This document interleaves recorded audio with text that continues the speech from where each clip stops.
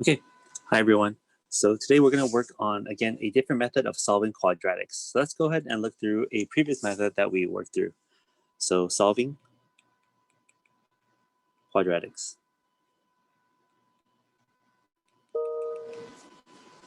So solving quadratics for us was kind of cool.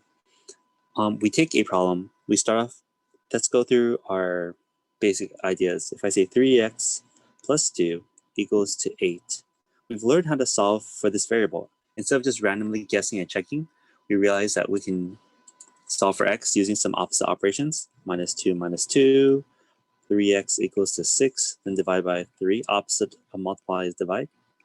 Bam. We know that's going to work for us, 100%, right? Easy peasy.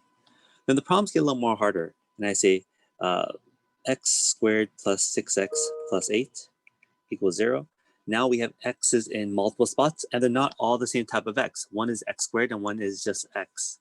So we can't just subtract the 8 here, because you'll still have x squared plus 6x minus 8. And you're like, what did I do here? So instead, we have a method called factoring. And this method, factoring, works out pretty well. If I factor, we ask ourselves what numbers make up x squared and what numbers make up 8. And we said it's x times x, and 1 times 8, 4 times 2. So there's more than one possibility, and that's our problem. I wish there was only one, but we have to make a judgment call. And the pattern was, if it's a plus, we can add these pairs at the end. Does 1 plus 8 equal to 6, or does 4 plus 2 equal to 6? We said the pattern showed that if I could find a pair that worked, this is factorable. 4, 2, plus and plus. X times x is x squared. X times 2 is 2x. 4 times x is 4x.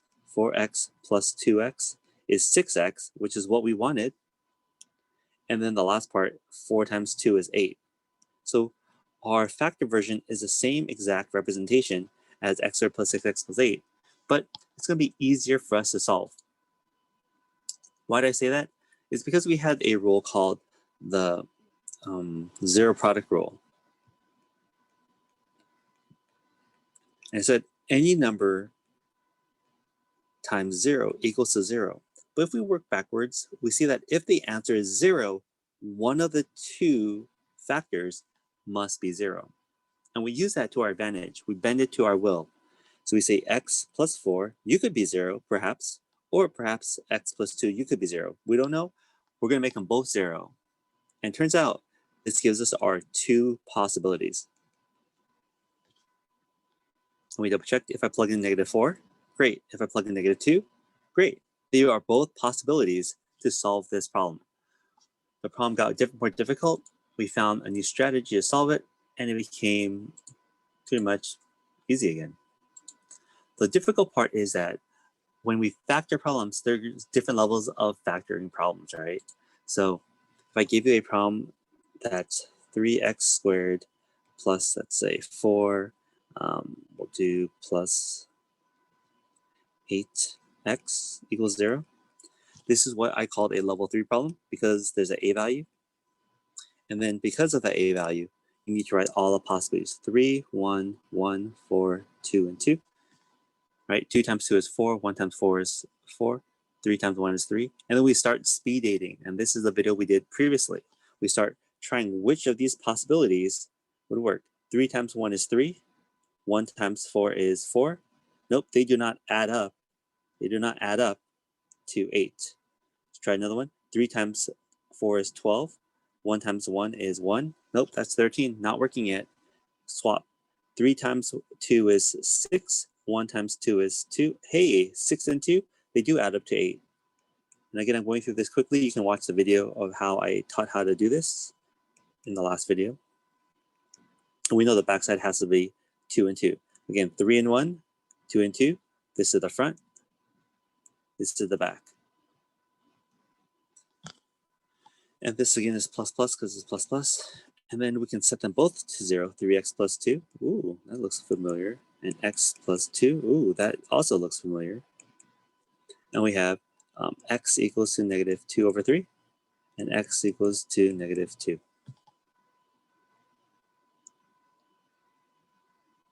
Now what do we write up here? a bit different, but close. Okay, so we're able to use factoring. If we can find the numbers that work, the pairs that work, we can factor a problem very quickly. Alternative is going to be the quadratic formula.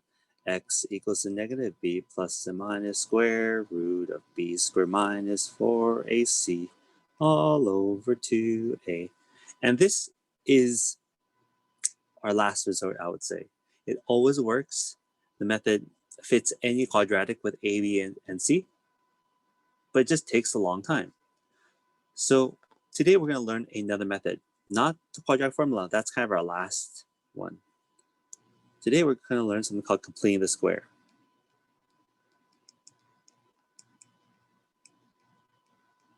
And if you're with me in Algebra 1, I already taught this to you, and you should probably need a refresher course.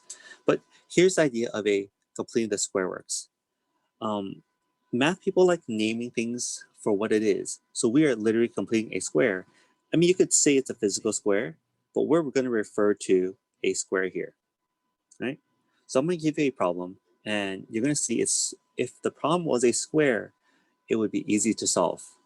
So here is my problem: x squared plus, let's do 6x plus 9 equals 0. Okay, that's my starting point.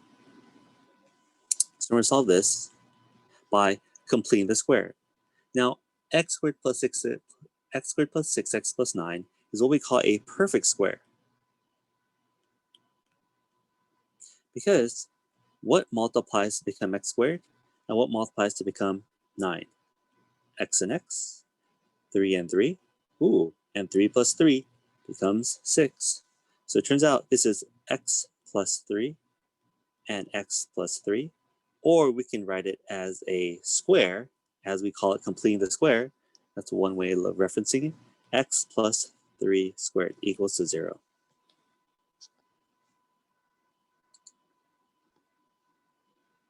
Okay. Well, now it's just all about solving for x. How do I get rid of a square root and how to get rid of the 3? Okay, so let me highlight those. We're going to get rid of the square first, followed by getting rid of the 3. So we take the square root of both sides. Square root of x plus 3 squared equals to the square root of 0. But the cool part is that I don't care what the square root of 0 is. Yeah. And we're left with x plus 3 equals to 0. And then x minus 3 to both sides.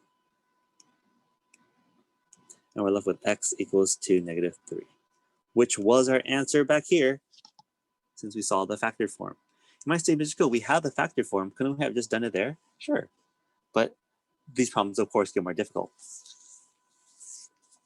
So today, for the first part, we're just going to practice how to actually try to complete a square. And they're going to leave us a little hanging here. So on your IXL, they're going to say something like x squared plus 6x plus blank. What would C have to be to complete the square? Why do we have to say that? Because if this wasn't 9, let's say this was the number 10. Is 10 a perfect square? What if any number besides 9? Would that be a perfect square? What happens is we are finding our perfect C value so that we can complete the square. And today, this is the pattern that we will all see. Let's go ahead and go through some patterns of perfect squares that we know already. So here's our pattern. I'm going to draw a little box here. Look at our pattern of perfect squares. X plus 2 squared. X plus 3 squared. X plus 4 squared. And x plus 5 squared. These are all nice, easy, perfect squares as we first start. So the perfect square would be x squared plus 4x plus 4, x squared plus 6x plus 9, x squared plus 8x plus 16, and x squared plus 10x plus 25. Now, here is your goal right now. This is what I want you guys to try to figure out. How can I get the middle number to become the last number? how can I manipulate B to become C? I want you to come up with a way in your brain, how can I manipulate B and change it to make it look like C? How can I take 8, change it using some mathematical process, divide, addition, subtraction, and then change it to become 16? I want you to change 10 to become 25. I'm gonna give you guys about a minute to see if you can come up with a pattern. Patterns are important. If you can figure out patterns, you're in a great position. My daughter is very good at patterns. That's how she does her math so quickly. It's all she knows is patterns.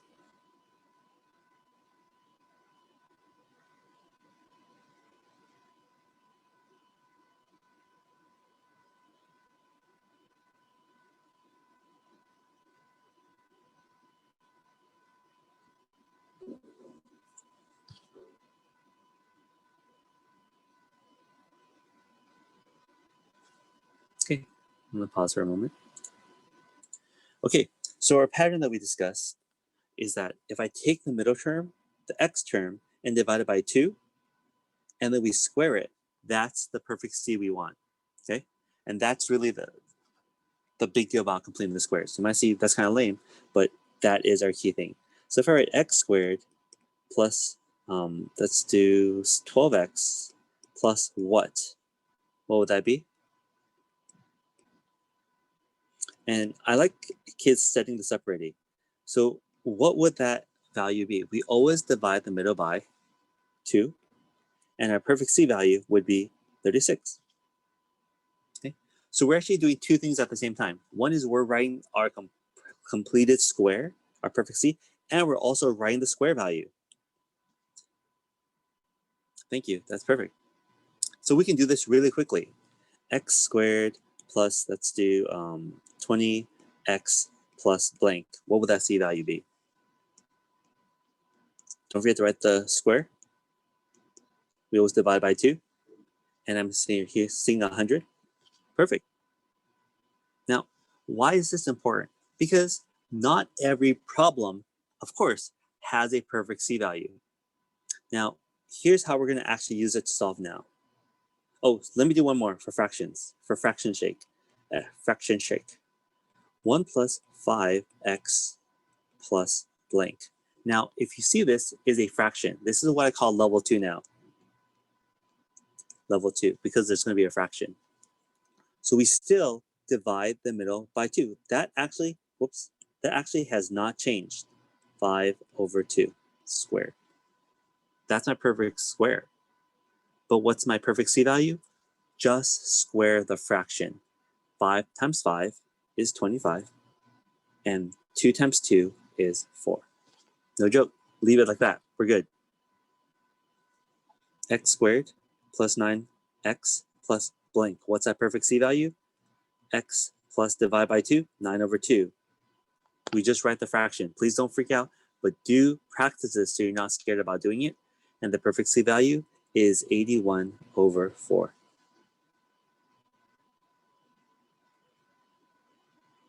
Okay, risking and danger. So how do we use this skill to solve quadratics now? Because we have factoring. That was pretty easy, right? But not every number could be factored. Now, here is our example. Here we go. X squared plus 6x plus 8. Oh man, I wish you were a 9. So the way I teach this is that we're going to exploit this completing the square.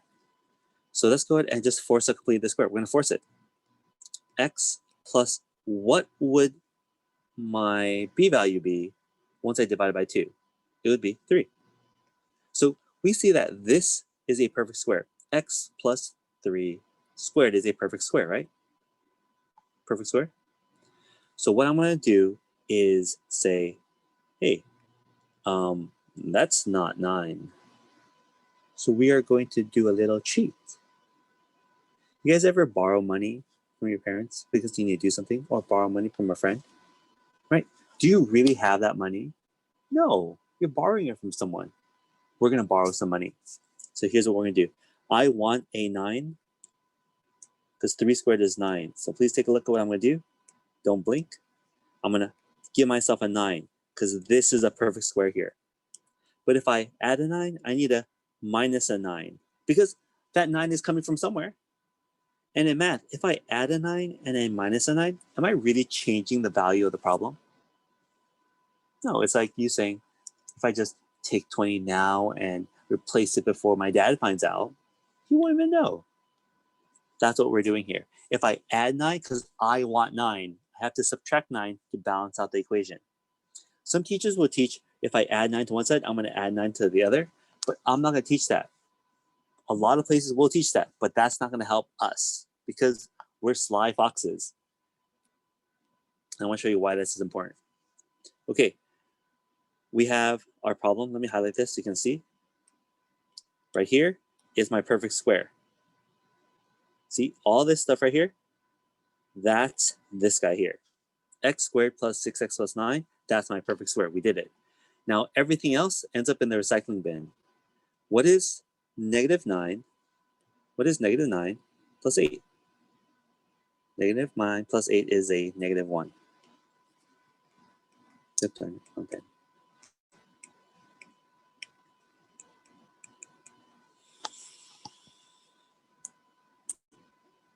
Now, here is our next part of it. Solve for x. I'm hearing someone telling me, okay, so now that we're here, you did a great job. You completed the square. You completed a wonderful job, sir. Now we're gonna solve. Please solve for x. I want you to notice to solve for x, we have to get rid of the negative 1. We have to get rid of the square. We have to get rid of the 3. 3 steps. So let's do it one by one. Plus 1 to both sides. X plus 3. Oops. All right. Equals to 1. How do I get rid of a square? We take a square root to both sides. I'm going to write this out, all these steps out, one and only time. So you guys can see me writing out all the steps. Get rid of the square root. That becomes x plus 3 equals to plus and minus 1, because square root of 1 is 1. Minus 3 to both sides. X equals to negative 3 plus and minus 1. Let's go ahead and split this for our two versions. Negative 3 plus 1 and negative 3 minus 1. We actually have two answers here, negative 2 and negative 4. I'm hearing some people complaining. I can read your mind. Michiko, this is so much writing. First, I'm going to make sure we all understand when we solve for x, we want to get rid of the 1 first, then squared, and then 3. I want to verify this answer is correct. If I went ahead and said x squared plus 6x plus 8, can you guys please factor this for me? Everyone please factor that for me. When you factor it, you should end up with x and x. What two numbers make up 8 and also add up to become 6? Hopefully you guys have spotted it already. Which pair I'm going to use, the 1 and 8 or 2 and 4? 1 and 8 or 2 or 4? That's 2 and 4 because they add up to become 6. Plus and plus equals 0. Folks, can you make x and x go to 0? X would be negative 2 and negative 4. Same answers. Again, you might say, Mr. Ko, why do we learn how to complete the square when we can factor?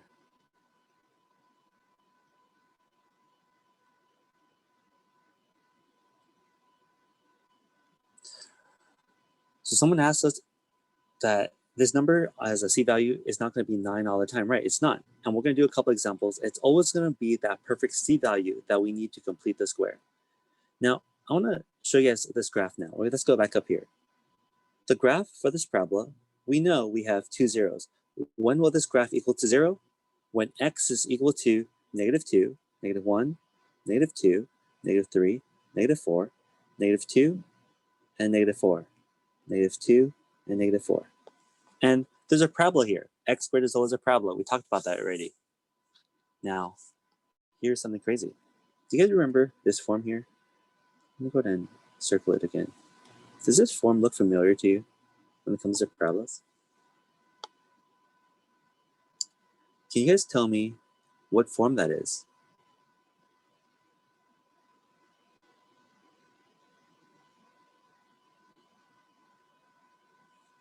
Starts with a V. That's our vertex form. Ax minus h squared plus k. And we have our h and k here. It's x plus 3 squared plus 1.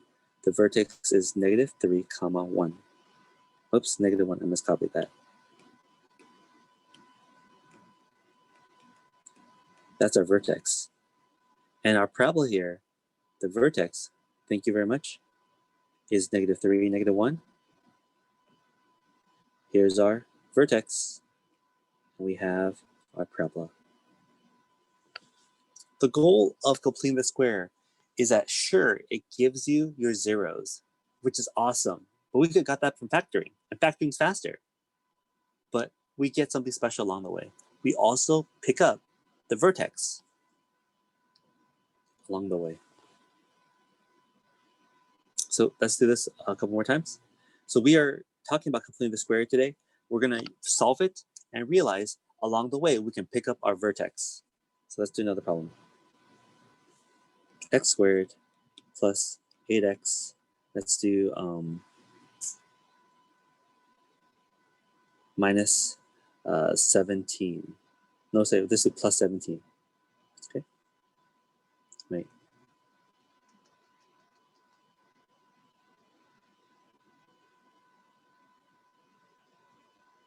Sorry, we're going to go plus 16.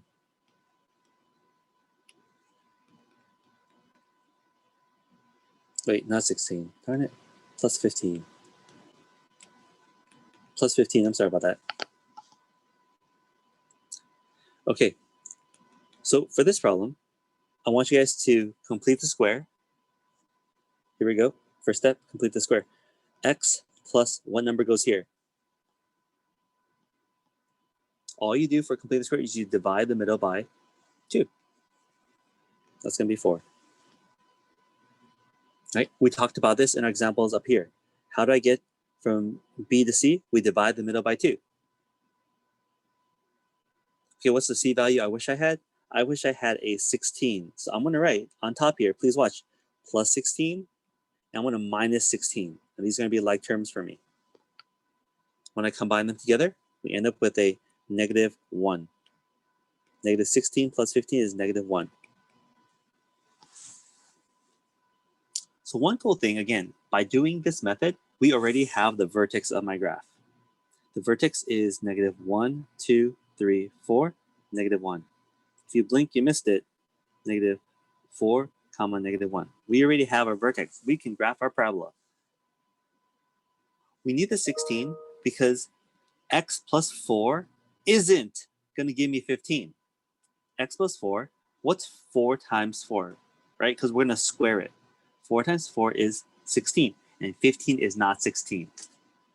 So we're going to plastic surgery this problem and make it what I want it to look like, plus 16. Now, if we look here, please look here.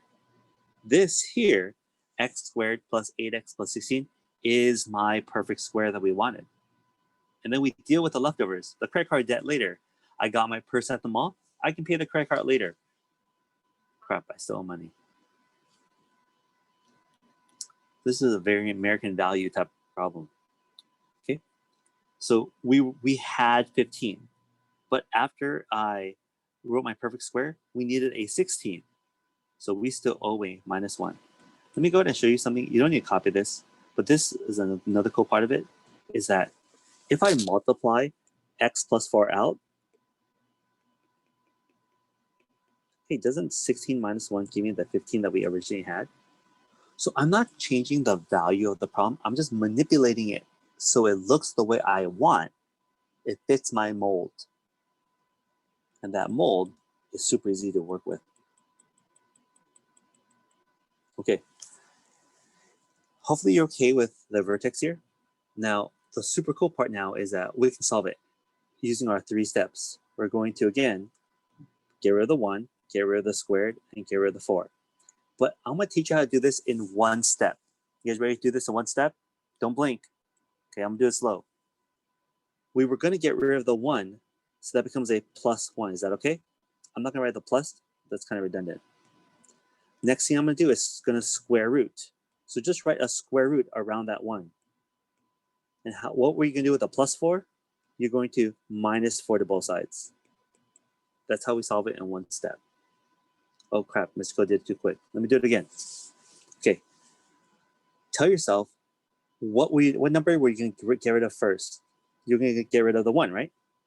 Then weren't you going to take the square root of it and then get rid of the 4? We're going to do all those 3 moves in one step. X equals to get rid of the 1 first. That's a positive 1. Then you're going to get rid of the square by taking the square root, plus and minus. And then we get rid of a plus 4 by minusing 4. All this can be done in one step. X equals to negative 4 plus, plus and minus 1. That's right, a 2 version. Negative 4 plus 1, negative 4 minus 1. On the test, when I ask you guys to complete the square, you must complete the square. You must show the work as I am showing here. If you show the work in any other way, I know that you're using a cheat. Okay, so here's a warning. If you don't show the work the way I have just showed it, I know you're cheating. You're using probably a calculator, and I'll catch you for it because calculators don't do it this way.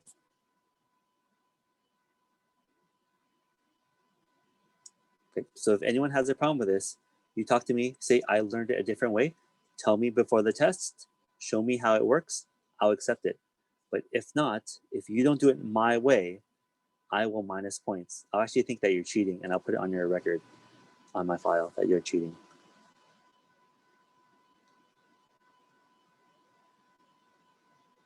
Okay, let's do this one more time. X squared plus 10x. Let's do a minus sign. Let's do a minus sign. Negative 10x. We'll do plus 23. Okay, I'm going to ask you guys to solve for x if that's even possible here.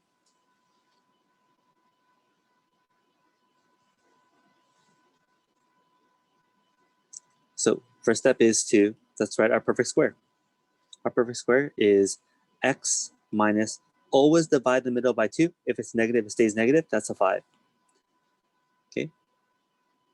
Now what's a perfect C I wish I had?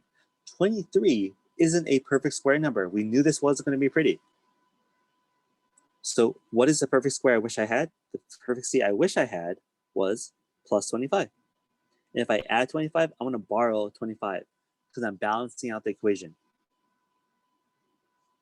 What happens to 25 and the 23? That gives us a leftover of negative 2.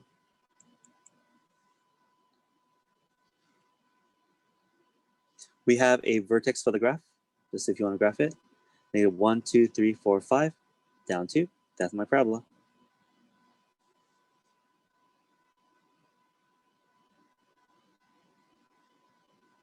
Five comma 2.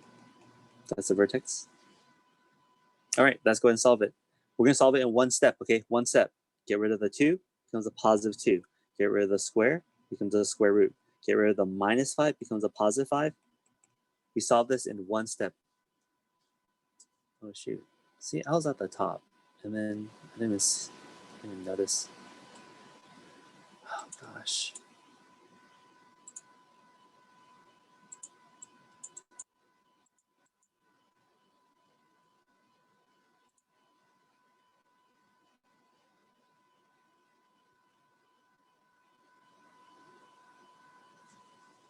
Okay, that's it. Now, FYI, square root of 1 is like 1 point something. So this is really 5 plus 1 point something and 5 minus 1 point something. So this is 6 point something and 3 point something. And just to graph this on the parabola, 3 point something is kind of right here. That's 1, 2, 3, 4, 5, 6 point something. And this is our parabola.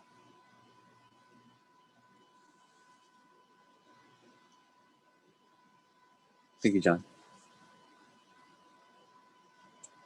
Let's do this again. Another problem. X squared minus, let's do 4x. Let's do plus 5. Okay. Now this problem will not work. I'm gonna tell you right now, this problem doesn't work. Okay, this problem doesn't work. We'll talk about why. Let's go ahead and complete the square. Everyone try completing the square, please.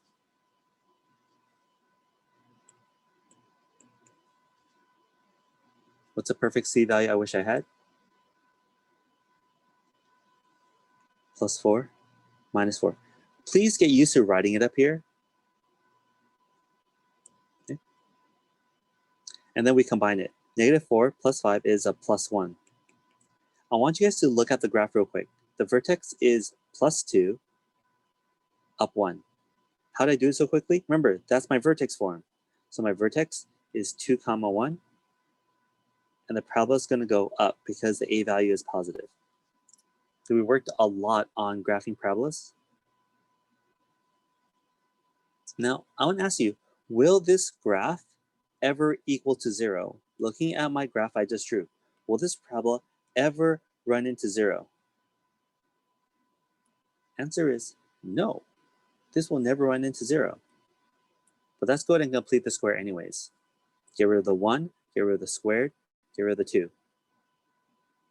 X equals to negative 1 square root of that, then plus 2. Can you take a square root of a negative? We learned on IXL that no, you can't take a square root of a negative. This is an imaginary number. There are no zeros, no real solutions.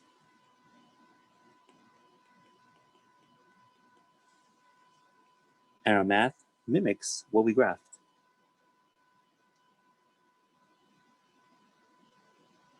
How about this problem? Does it become fractions? Let's do a fraction problem. And this fraction problem is the same basis for all fraction problems that we're going to do.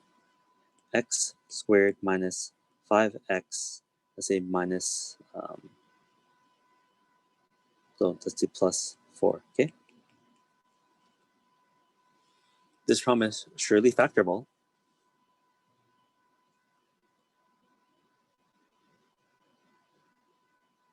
Okay, but let's go ahead and try it. So our perfect square is x minus 5 over 2 squared. Remember, we always divide by 2. There's no real solution. Sorry, going back to our last graph, is that we're trying to make the graph run into 0, the floor. But the parabola is above the floor, so we'll never run into the floor. So when we take a square root of a negative 1, that means there's no real answers, because it's impossible to take a square root of a negative. So the answer here mimics what the graph says. There are no real solutions. The graph will never touch 0.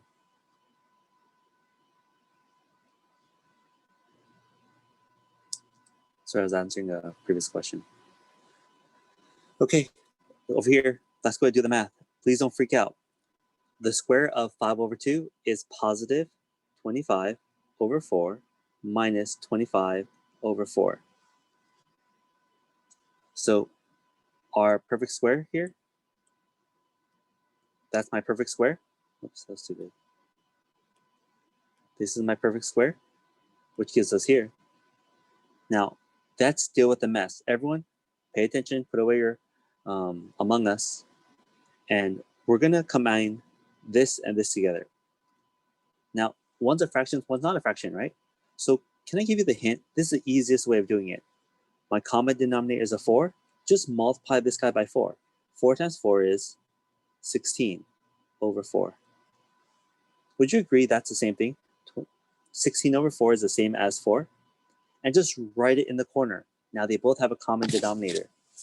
Negative 25 minus 16 is 9 over 4. Please don't get mad at me, but that's what it is. Negative, I made a mistake. That's going to be negative, because negatives win, right? Negative 25. Okay. Let's make sure we're all in the same boat here. I'm going to walk through all the steps. Please follow along. Divide by 2 to complete the square. The perfect C, 5 times 5 is 25. 2 times 2 is 4. Negative is now a positive. That's a perfect C I wish I had. We don't have it, so I borrow it. So plus and minus to balance out the equation. The 4 and the negative 25/4 must combine, but they don't have a common denominator. So I changed the 4 by 4, becoming a 16. So now they have a common denominator. Combine them together, we end up with a negative 9/4. Now the vertex, of course, it's going to look funny. The vertex is going to be negative 2.5. 5 divided by 2 is 2.5. 2.5. And 9 divided by 4 is 2.25. So we're kind of like down here. The parabola is going to go up, okay? That's what the parabola is going to look like. I'm going to freak you out right now. Okay. Now that's solve for 0. And this is my last step. Solve for 0. Get rid of the 9/4, take a square root, and then add 5/2. X equals to positive 9/4 square root plus and minus positive 5/2. Again, we did this in one step. When I see you do this on a test, I have to see all this work. If I don't see the work, I think you're cheating. If you use a different method, I think you're cheating. Unless you tell me before, you're going to do a lot of problems about this, and you're going to tell me, Ms. Go, this is how I learned it in my Algebra 1 class, and that's fine. Square root of 9 is 3. Square root of 4 is 2. Look, they're common denominator. Combine them. Two versions, 5/2 plus 3/2, and 5/2 minus 3/2. That becomes 8/2 and 2/2, which becomes, whoops, what did I mess up here? Oh, shoot, dang it. I misgraphed my vertex. I should have wrote that out. I was trying to do my freaking head. The vertex is positive 5/2, negative 9/4. There's a positive 1, 2, 3, 4, 5. Positive 2.5 down here. And then we said we're going to graph kind of up.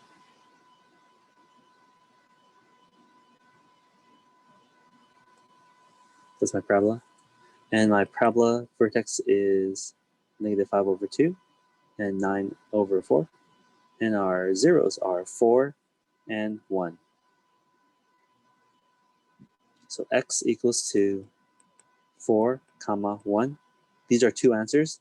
X equals to 4 and x equals to 1. That's not a point, 4, 1.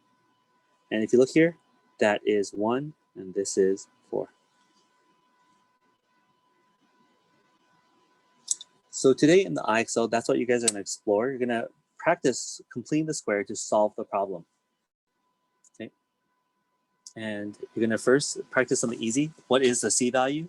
Then followed by the full trick of completing the square.